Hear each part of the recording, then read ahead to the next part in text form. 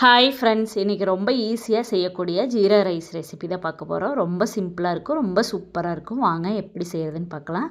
அதுக்கு ஒரு குக்கர் அடுப்பில் வச்சுட்டு 3 ஸ்பூன் நெய், ஒரு துண்டு பட்டை, 3 கிராம்பு, 2 ஏலக்காய், ஒரு பிரிஞ்சி இலை, கொஞ்சமாக முந்திரி பருப்பு உடச்சி சேர்த்துக்கிட்டேங்க.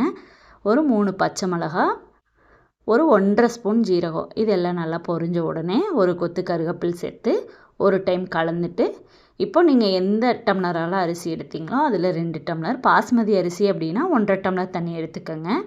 நம்ம சாப்பாட்டு அரிசி அப்படின்னா 2 டம்ளர் தண்ணி எடுத்துக்கோங்க. அரை மணி நேரம் முன்னாடியே ஊற வச்சுருங்க. பாஸ்மதி அரிசி அப்படின்னா, சாப்பாட்டு அரிசினா 1 மணி நேரம் முன்னாடியே ஊற வச்சுருங்க.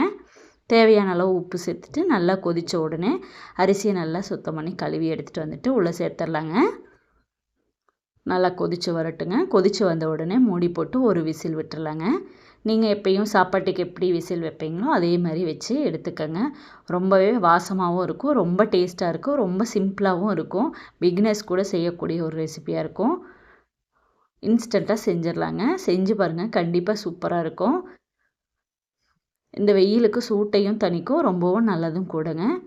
இது கூட கொஞ்சமாக கொத்தமல்லி தழை தூவிட்டு பன்னீர் பட்டர் மசாலா கூட நான் இன்றைக்கி சாப்பிட்றேங்க. சும்மா சாப்பிட்றதுக்குமே ரொம்ப சூப்பராக இருக்கும். இந்த ரெசிபி நீங்களும் செஞ்சு பார்த்துட்டு உங்களுக்கும் பிடிச்சிருந்ததான்னு சொல்லுங்கள் ஃப்ரெண்ட்ஸ். Thank you friends.